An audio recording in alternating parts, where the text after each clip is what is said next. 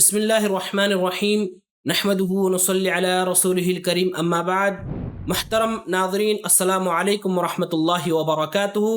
میں محمد ضیاء الحق ابراری دروس القرآن چینل کے اندر آپ لوگوں کا استقبال ہے اور ایک درس میں آپ سب کا خیر مقدم ہے. عربی زبان کی جو ابتدائی چیزیں ہیں یعنی حروف تہجی، اس کو سیکھ رہے ہیں. الحمدللہ ہم نے پچھلی کئی کلاسوں میں حروف تہجی کے بارے میں، جو بنیادی حروف تہجی تھے اس کے بارے میں ہم نے سیکھا. انشاءاللہ ہم اس درس کے اندر باقی جو حروف تہجی ہیں اس کے بارے میں سیکھیں گے اور جانیں گے. تو چلیے درس کا آغاز کرتے ہیں. قرآني طهر ذاتي، قرآني عصمة أمري، قرآني طوق نجاة. محترم ناظرین کرام، ہم نے پچھلی کلاسوں میں جو ہے حروف تہجی کی بنیادی کئی حروف سیکھ لیے ہیں، جیسا کہ ہے الف، با، تا، ثا، جیم، حا اور خا. یہ کئی حروف ہم نے سیکھے ہیں. انشاءاللہ اس درس میں اس کے بعد والے جو حروف ہیں وہ ہم لوگ سیکھیں گے. تو جیسا کہ آپ اسکرین میں دیکھ پا رہے ہیں، یہ ایک حرف ہے، اس کو کہا جاتا ہے دال. یہ جو حرف ہے اس کو دال کہا جاتا ہے. آپ دیکھ سکتے ہیں اسکرین میں کہ دال جو ہے اس طرح سے بنا ہوا ہوتا ہے. ٹھیک ہے، یہ دال کی شکل ہے. اب دال کو جب ہم پڑھیں گے اور دال کو ادا کریں گے تو وہ کس طرح سے ادا کریں گے؟ سمپل سا ہے، کوئی زیادہ اس میں مشکل نہیں ہے اس کو ادا کرنے میں. صرف بولیں گے دال دال، اور اس کو جب ہم ادا کرتے ہیں تو جس طرح سے ہم نے تا ادا کیا تھا اسی طرح سے دال کو بھی ادا کریں گے. یعنی ہمارے جو زبان ہے وہ زبان کی نوک جو ہے وہ دانتوں کے جڑوں سے مل کر ادا ہوتا ہے دال دال. اس طرح سے ہم دال کو ادا کریں گے. اور اس کو جب پڑھیں گے ہم لوگ تو تھوڑا کھینچ کر پڑھیں گے، یعنی دال دال. اور اسی طرح اب چلتے ہیں اگلے حرف کی جانب، اور ہمارا جو اگلا حرف ہے وہ ہے دال ہی سے ملتا ہوا ایک حرف ذال. اب ذال جو ہے وہ شکل کے اعتبار سے اور دکھنے میں دال ہی کی طرح ہے، یعنی دال جیسا بنا ہوا تھا اسی طرح ذال بھی ہے. ٹھیک ہے، فرق اس میں یہ ہے کہ ذال کے اوپر ایک نقطہ ہوا کرتا ہے، ذال کے اوپر ایک نقطہ ہوا کرتا ہے. دال میں کوئی نقطہ نہیں تھا، یعنی ہم نے پچھلی جو یہ والا دال جو ہے اس میں کوئی نقطہ آپ کو نہیں ملے گا، یہ نقطے سے خالی ہوتا ہے. اس لیے کوئی بھی یا نیچے میں کوئی بھی نقطہ آپ کو نظر نہیں آئے گا.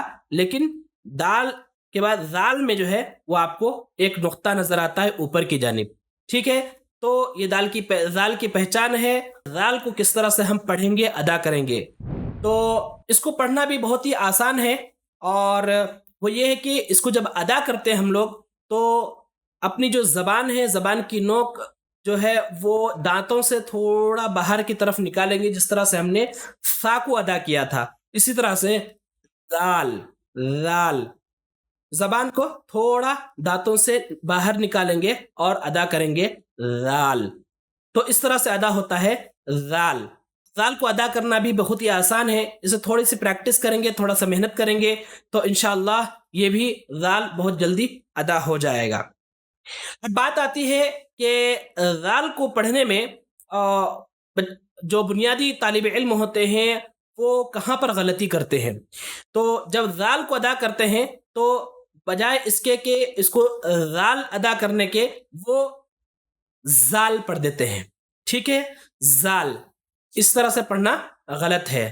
ٹھیک ہے، اور اسی طرح سے زال کو جب ہم ادا کرتے ہیں تو بجائے زال ادا کرنے کے جال بھی پڑھ دیتے ہیں. یعنی پچھلا جو ہم نے جیم پڑھا تھا اسی طرح سے جال پڑھ دیتے ہیں. ٹھیک ہے، تو زال اور جال پڑھنا یہ غلط ہے، بلکہ صحیح جو طریقہ ہے وہ زال ہے، زال پڑھیں گے. ٹھیک ہے، اب آگے بڑھتے ہیں. اس کے بعد کون سا حرف ہمارے پاس ہے؟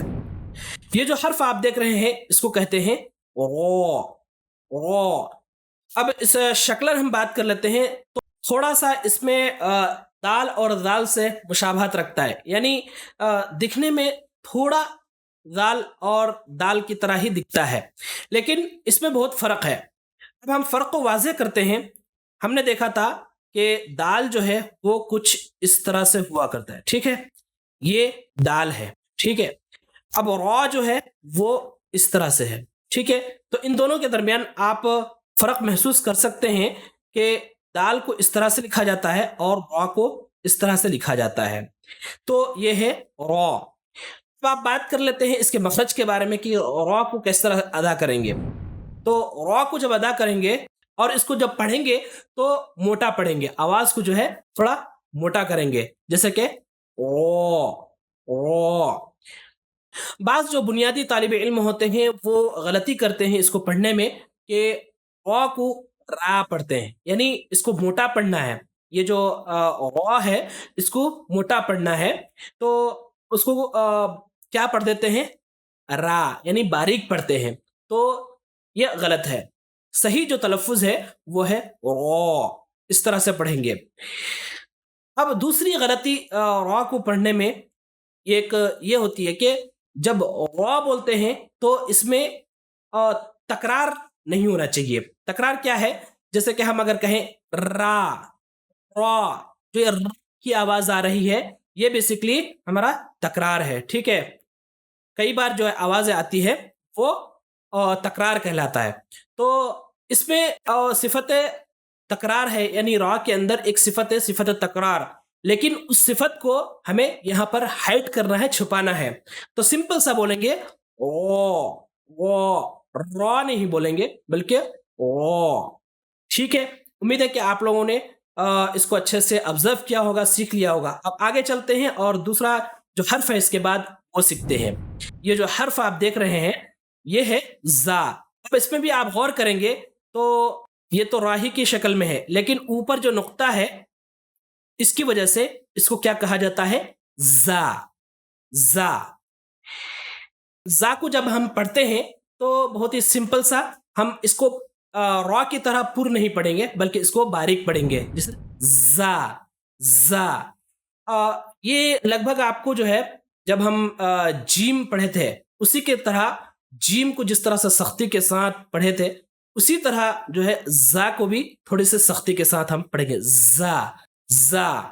تو آج کے درس میں ہم لوگوں نے یہ 4 حروف سیکھے ہیں جو کہ ہیں دال, ذال, را, زا. اب دیکھ لیتے ہیں کہ اس میں ڈیفرنٹ کیا ہے. تو دال اور ذال دونوں شکلن جو ہیں ایک جیسے ہیں. ٹھیک ہے, آپ اگر غور سے دیکھیں گے تو دال اور ذال کی جو ہے شکل ایک جیسے ہیں, لیکن فرق یہ ہے کہ دال کے اوپر یا نیچے کوئی بھی نقطہ آپ کو نہیں ملے گا. دال جو ہے وہ نقطوں سے خالی ہوا کرتا ہے. وہیں پر اگر ذال کو دیکھیں گے تو ذال کے اوپر آپ کو ایک نقطہ ملے گا.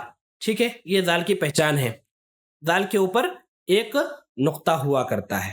جو حروف ہم نے سیکھا اس میں ہے را اور ایک زا.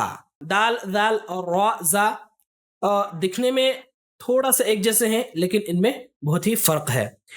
اب را اور زا کے درمیان اگر فرق دیکھیں گے تو را کے اوپر بھی کوئی نقطہ نہیں ہے. ٹھیک ہے, نہ اوپر نہ نیچے کہیں بھی نقطہ نہیں ہے, وہ نقطوں سے خالی ہوا کرتا ہے. وہیں پر اگر زا کو دیکھیں تو زا کے اوپر آپ کو ایک نقطہ ملے گا جو کہ زا کی پہچان ہے. امید ہے کہ آج کا جو درس ہے وہ بھی آپ کو کافی اچھا لگا ہوگا, پسند آیا ہوگا. اگر پسند آئے تو اس کو ضرور لائک کر دیں. اگر آپ نے ابھی تک سبسکرائب نہیں کیا ہے تو چینل کو ضرور سبسکرائب کریں. اسی طرح اپنے فرینڈز کے ساتھ اس کو ضرور شیئر کریں. تو ملتے ہیں اگلے درس میں اور اگلے کلاس میں. تب تک کے لیے اللہ حافظ. السلام علیکم ورحمۃ اللہ وبرکاتہ.